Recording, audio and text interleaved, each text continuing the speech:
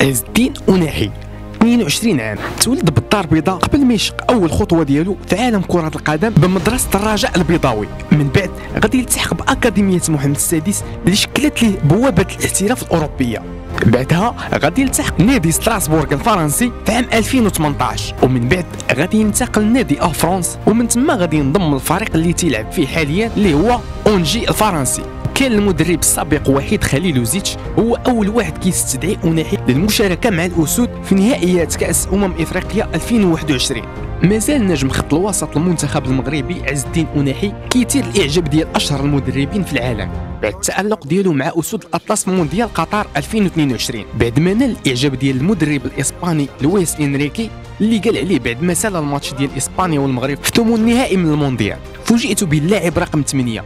يا إلهي، من أين أتى هذا الفتى؟ لقد كان يلعب بطريقة مدهشة. ومن بعد جاء الدور ديال المدرب البرتغالي جوزي مورينيو اللي حتى هو مدح اللاعب المغربي عز الدين أناحي، وقال عليه في التصريحات اللي نشرتها جريدة AS الإسبانية: اللاعب الذي ارتضى رقم 8 مع المنتخب المغربي ويلعب مع نادي أونجي الفرنسي كان مذهل للغاية. وضاف مورينيو أن ياسين بونو حتى هو كان متألق، وقال حتى على اللاعب سفيان أمراب باللي لاعب زوين، لكن أناحي ظهر بشكل مختلف.